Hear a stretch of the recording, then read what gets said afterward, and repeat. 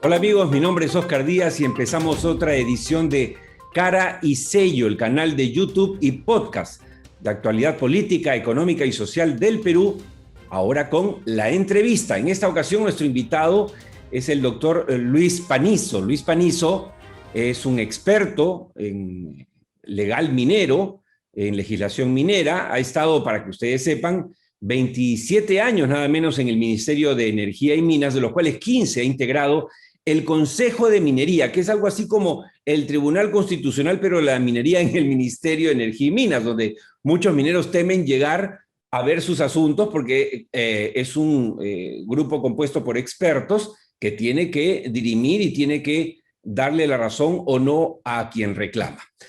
Un placer, Luis, tenerte hoy en Cara y Sello. Muchas gracias, muy honrado con la invitación.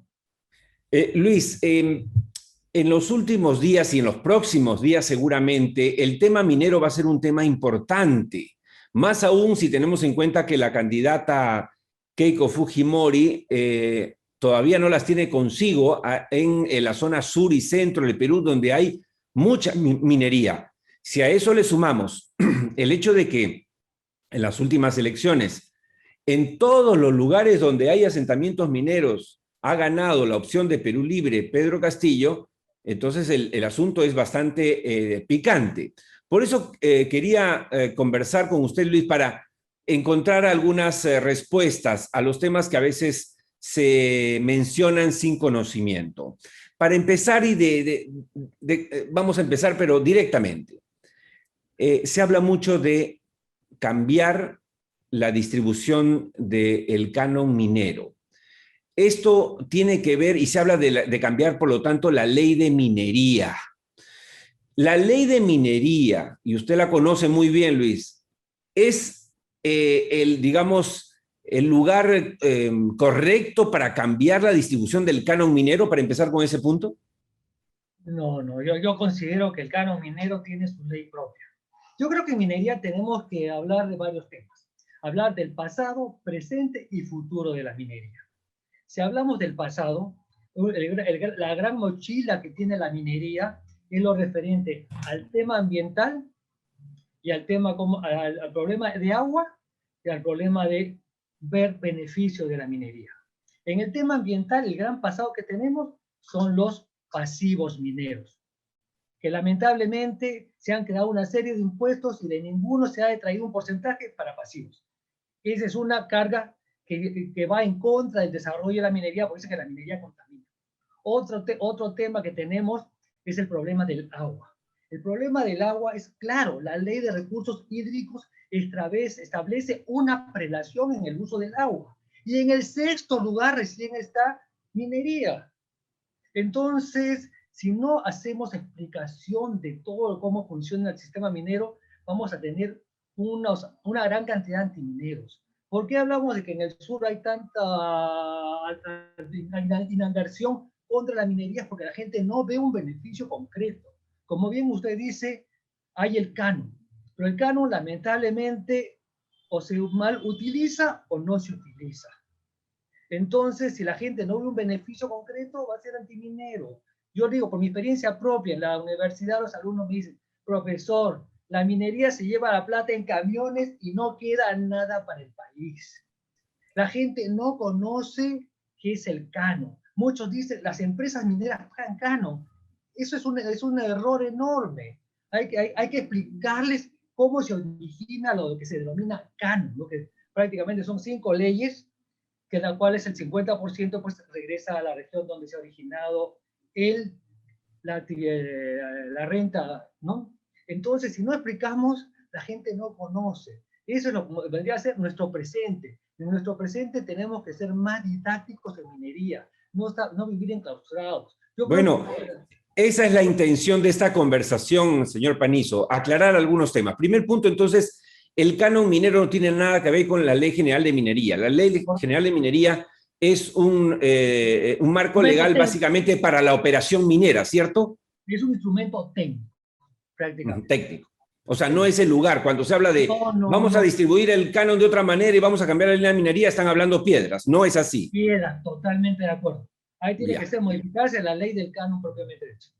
Ok, ahora, en los últimos 10 años, el impuesto a la renta, perdón, el canon minero, que es el 50% del impuesto a la renta que pagan las empresas mineras, más las regalías mineras, que es otro tributo, han sumado alrededor de 40.000 millones de soles en 10 años, distribuidos a las regiones, de los cuales, señor Panizo, solo se ha gastado en promedio el 60%. Es decir, si hacemos una suma y resta muy sencilla, tenemos que alrededor de 18.000 millones de soles pagados por las empresas mineras, no perdonados, no condenados, pagados, están en las arcas fiscales sin ser gastadas. ¿No cree que esto es un crimen en la situación que vive el Perú, más ahora en pandemia? Y más que eso, ¿quiénes son los verdaderos culpables de que esos 18.000 millones de soles no hayan sido gastados? Al hacerse la transferencia de fondos a los gobiernos regionales, los que terminan siendo directamente responsables de la ejecución del presupuesto que se genera con esos fondos son los gobernadores, los alcaldes provinciales y los alcaldes distritales. Pero creo que también el gran problema que hay es el problema de gestión. Hay que tener en cuenta que desde el año 2000 la política ha sido ir reduciendo las remuneraciones de los funcionarios públicos. En consecuencia, por ejemplo, un director general se le rebajó el sueldo a 15.000 soles. Entonces, y creo que a los alcaldes se les puso un tope de 12.000 o 10.000 soles, de acuerdo si era provincial o distrital. Entonces, de ahí se bajan los sueldos. Entonces, ¿qué sueldo le puede llegar a un profesional que sea experto en elaborar presupuestos? Porque elaborar presupuestos es una cosa que no es muy simple, o elaborar proyectos.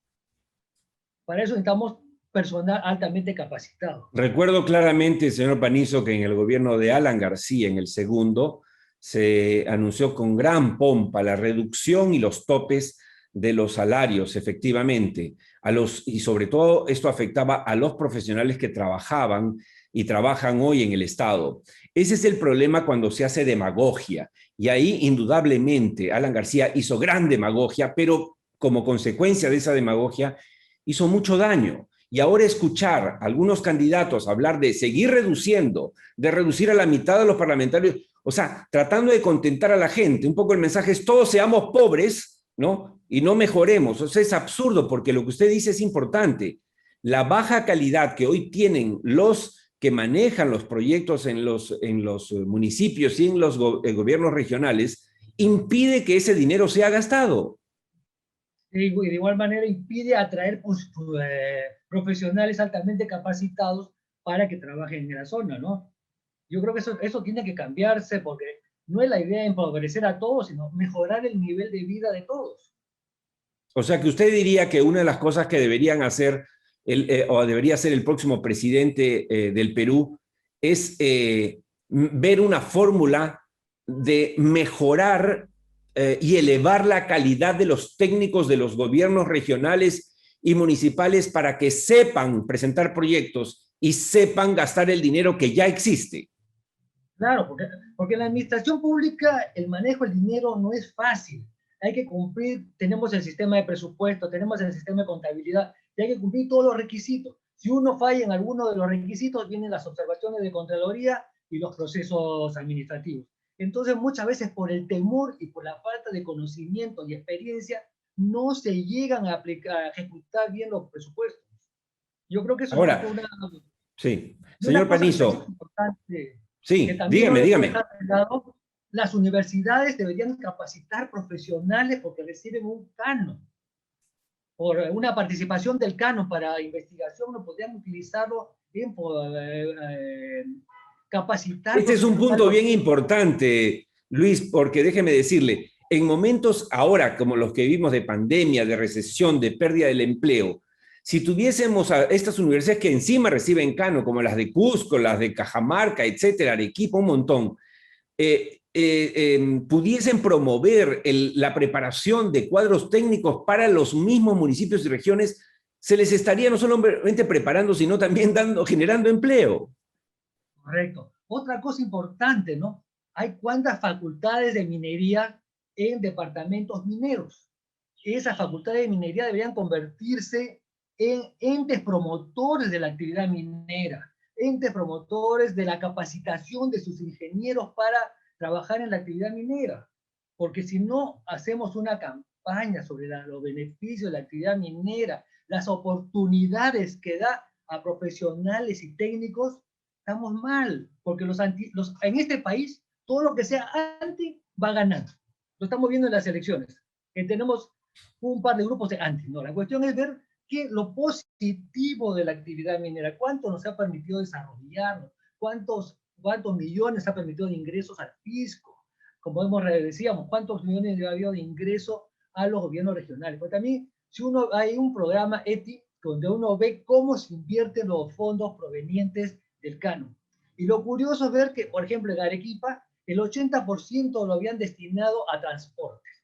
Uno analizaba cuál era el rubro transporte, calles y avenidas y veredas, que en realidad pues a veces hay muchas ciudades que necesitan agua, desagüe, postas médicas, ¿no? Que ahora hemos visto la gran necesidad de la falta de infraestructura hospitalaria. Yo recuerdo en una convención minera, la convención minera que se realizaba tradicionalmente en Arequipa, se ha interrumpido por el COVID, también generó un ingreso para Arequipa. Y recuerdo, no voy a decir nombres, que la convención quería entregarles a Arequipa un beneficio en temas de, por ejemplo, de alcantarillado y agua.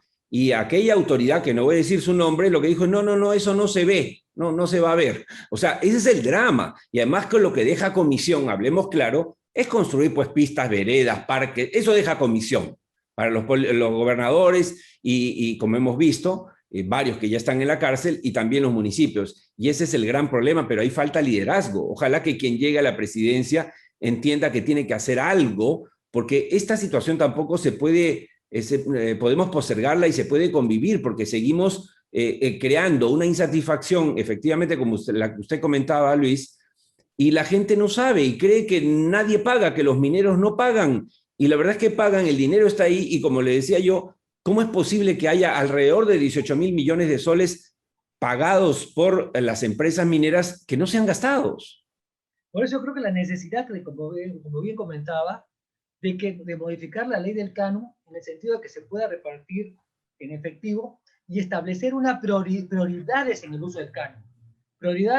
Primera necesidad, agua y desagüe, salud, educación, cosas básicas, ¿no? Y después infraestructura. Porque si no establecemos prioridades, como hemos visto, muchas veces lo han destinado del canon, ¿quién la fija? Ese marco legal, ¿eso está en manos del Congreso o del Ejecutivo? Congreso, porque es una ley, tendría que ser vía Congreso. Ojalá que quieran cambiar el sentido de la ley de canon, ¿no? Porque es muy o sea, la actual ley del canon minero, y supongo que también se extiende al petrolero, al gasífero, al eléctrico, fija, digamos, los ítems en los cuales se puede gastar. Establece que tienen que ser gastos, tienen que ser en inversiones, no es gasto corriente. Pero en inversiones, cuando hablamos de saneamiento, salud, educación, es inversión. Claro, claro. No, claro, lo único que dice efectivamente el marco legal es que no se puede gastar en gasto corriente, es decir, en planillas, digamos, correcto, ¿no? Obviamente para evitar que se festine y se termine beneficiando a algunos, sino en proyectos. Lo que quizás debería hacerse es, digamos, crear algún marco que no manu militari, pero que, digamos, los guíe por dónde deberían ir las prioridades, ¿no cree usted? Correcto, estoy totalmente de acuerdo. Y eso sí se puede hacer en el Congreso que viene. Exacto, pero ojalá que deseen hacerlo, ¿no? Porque van a decir que esto es más o menos una camisa de fuerza que le estamos poniendo a las autoridades subnacionales. Hay muchos intereses, por cierto. Porque cuando hablamos de canon, no estamos hablando de 2.000, 3.000 soles, estamos hablando de miles de millones, ¿no? Hemos comentado que se han transferido en 10 años 40.000 millones de soles. Si hablamos de 40.000 millones, estamos hablando de casi 15.000 millones de dólares. Y eso, no hay ninguna industria, eso usted, bueno, conoce muy bien el tema. ¿Hay alguna otra industria en el Perú que genere tanto dinero para, digamos, tanto canon? La actividad gasífera. ¿La gasífera es la que le sigue a la minería o está arriba de la minería? Le sigue a la minería. Le sigue. Luego petróleo. Bueno, petróleo, acuérdense que la actividad petrolera se ha reducido notablemente. Quizás Sí. en años pasados teníamos el cano y el sobrecano, ¿no? Que lo tenía Piura, Tumbes y Loreto. Ahora la actividad gasífera, perdón, la actividad hidrocarburífera se ha reducido mucho. Claro, ahí también hay otro potencial, ya será ese tema de otra conversación. Dígame una cosa, usted que ha estado 27 años en el Ministerio de Energía y Minas, trabajando 15 años en el Consejo de Minería, ¿usted recuerda, y además usted es profesor de estas materias, ¿usted recuerda si en años anteriores se ha entregado tanto dinero a las regiones vía canon y regalías como en la actualidad? Bueno, en los últimos años es que se ha desarrollado. El canon, el monto del canon está sujeto a los precios, a las cotizaciones internacionales de los minerales. Y nosotros hemos tenido el boom a partir de 2010, o sea que de 2010 a la fecha han habido muy buenos precios de minerales, lo que ha conllevado una transferencia importante de fondos vía canon a los departamentos donde se genera la actividad minera. Ahora, hay gente que está proponiendo en esta campaña estatizar y nacionalizar las empresas mineras, petroleras, energéticas, gasíferas. Lo que no recuerda alguna gente es que ya hemos vivido la etapa en que el Estado manejaba la minería. Por ejemplo, la época del primer gobierno de García, yo la recuerdo claramente, existía Minpeco, Minero Perú Comercial. ¿Cuál era la situación de la minería en esa época cuando la manejaba el Estado y cuál es la actual, comparándolas, digamos? Bueno, hay que tener presente que la gran minería, de la gran minería, las grandes empresas, Centromin, Minero Perú, inclusive Tintaya, estaban en poder del Estado. Y las empresas del Estado, por políticas, otorgaban sueldos muy grandes a sus trabajadores, ¿no? Con lo que causaron grandes pérdidas a la empresa, porque en la década del 80 los precios de los minerales estuvieron muy bajos. Entonces, ya hemos llegado a fines de los 80 con unos grandes déficits, ¿no? Porque ¿qué empresa privada teníamos en la década del 80? Teníamos solo Sauder. En Sauder ahí sí se manejaba con mucha razonabilidad sus ingresos y egresos. Entonces, querer regresar a esa época en la cual el Estado manejaba ineficientemente, pues no podemos hablar de gran eficiencia, porque si vemos que Centromin se entregó en unas condiciones bastante deplorables y ha requerido una gran inversión para tratar de modernizarse. La inversión que hubo en Minero Perú no fue una gran inversión. Estaba en su comienzo Cerro Verde, que ha tenido su gran desarrollo cuando ha sido privatizado. Centromin vimos que se dividió en varias unidades, ¿no? Para tener un buen éxito, ¿no? Yo creo que si hacemos un balance, el balance es muy negativo del Estado como empresario, porque lo grave en la actividad empresarial del Estado es que se politiza. Entonces, los políticos lo utilizan como un arma de apoyo para fondos o para colocar a sus correligionarios, ¿no? Y De creo que acuerdo. por la experiencia mundial, la mayoría de empresas de países que tuvieron empresas que fueron estatizadas, nacionalizadas, con el devenir del tiempo han pasado un proceso de privatización. Lo podemos haber visto en Europa, acá en América del Sur. Regresar a lo mismo es no tener cuenta del pasado. De acuerdo. Señor Panizo, muchas gracias por haber estado con nosotros. Han sido muy claras sus palabras y además en relación a, sobre todo, aclararnos un poco el panorama sobre el tema legal minero, que va a ser un tema importante en los próximos días y camino a la segunda vuelta de hecho. Además, si tenemos en cuenta que el cobre está en su pico más alto y todo parece indicar que va a estar arriba, junto a metales como el oro, la plata, el zinc, el plomo e incluso el litio que podría explotar el Perú, pues tenemos un potencial inmenso que no podemos desperdiciar. Un poco el mensaje que rescatamos de usted es que no deberíamos perder el tren de la historia y no deberíamos hacer experimentos en el peor momento como el que estamos viviendo. Exacto. Yo creo que lo importante es hacer ver los beneficios que genera la actividad minera. Hay que decir primero que genera beneficios económicos, que la actividad minera genera puestos de trabajo, que la actividad minera no contamina, que la actividad minera no le quite el agua a la agricultura. Yo creo que, y después ver cómo se remedian pasivos. Con estas cosas, estos puntos, yo creo que podemos tener éxito, ¿no? Porque ¿qué departamento que ve que su vecino se ha desarrollado mucho en base a la actividad minera, al canon? ¿Quién no va a querer tener actividad minera, ¿no? Porque ahora De lo único que acuerdo. vemos es lo negativo. Y muchas gracias por esta oportunidad de estar nuevamente. No, encantado. Más bien nosotros a ustedes las gracias.